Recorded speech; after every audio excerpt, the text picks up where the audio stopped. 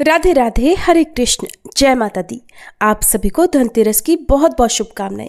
आज की इस वीडियो में मैं आपके साथ धनतेरस की आवश्यक पूजन सामग्री की जानकारी शेयर कर रही हूँ, तो इस वीडियो को आप पूरा ध्यान से जरूर देख लीजिएगा। और इस बार क्योंकि शनिवार के दिन धनतेरस पड़ रही है, बहुत सी चीजें ऐसी होती हैं जो धनतेरस के दिन लोग खरीदने से बचते हैं।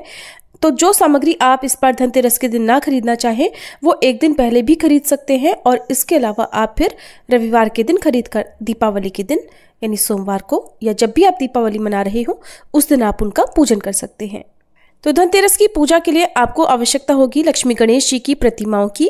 प्रतिमाएं आप मिट्टी की खरीद कर लाएं। धातु की प्रतिमाएं यदि हैं तो पिछले साल की प्रतिमाओं का पूजन आप कर सकते हैं। बहुत से लोग दीपावली के दिन ही लक्ष्मी गणेश जी की प्रतिमाओं का पूजन करते हैं, तो आप धनतेरस वाले दिन जो आपके मंदिर में पहले से ही प्रतिमाएं हैं उनका भी पूजन कर सकते हैं।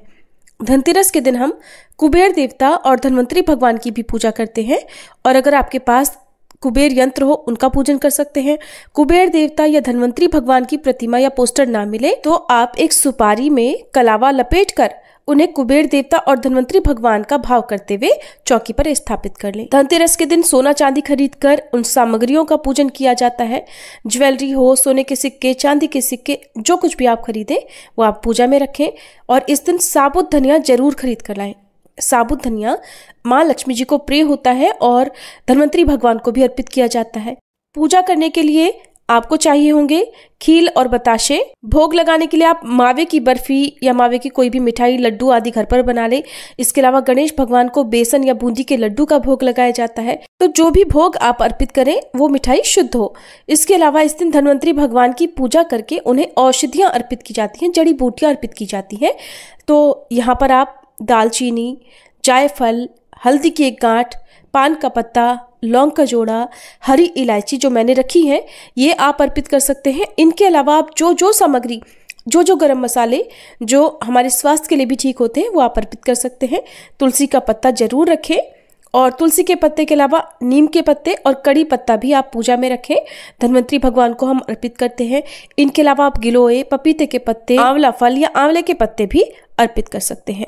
अब पूजा करने के लिए जो बेसिक चीजें आपको चाहिए होंगी, बेसिक सामग्री, उसके लिए आपको रोली, कुमकुम, चंदन, अक्षत, ध्यान रखिएगा अक्षत यानी चावल टूटे हुए ना हो, साबुत चावल का प्रयोग हम पूजा में करते हैं।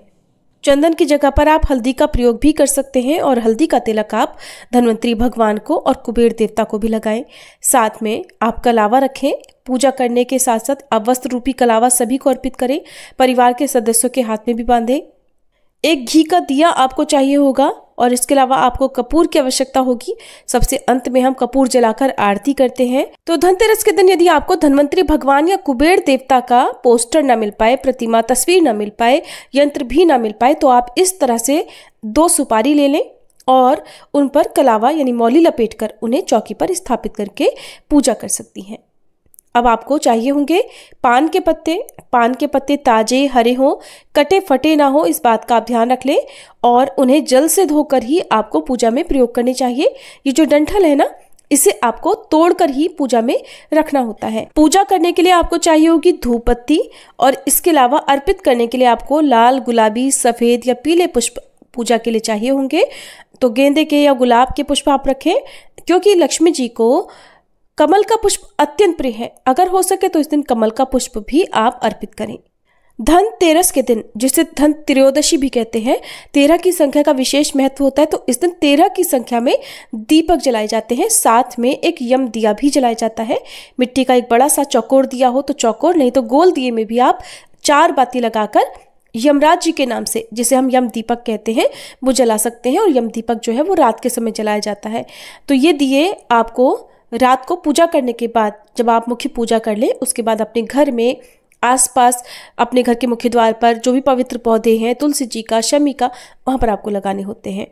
और आपको चाहिए होगा आरती करने के लिए चाहे तो घी का दीपक रख लें या अलग से एक दीपक में आप कपूर रखकर जलाएं।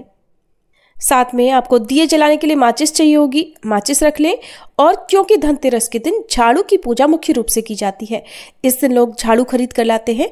झाड़ू हो सके तो फूल झाड़ू या सीख वाली झाड़ू लाएं, या जो कच्चे आंगन साफ करने वाली झाड़ू होती है जूट की, या फिर नारियल के पत्तों वाली जो झाड़ू होती है वो आप खरीद कर लाएं। लेकिन प्लास्टिक की झाड़ू का इस दिन पूजन नहीं किया जाता है और न ही खरीदा जाता है।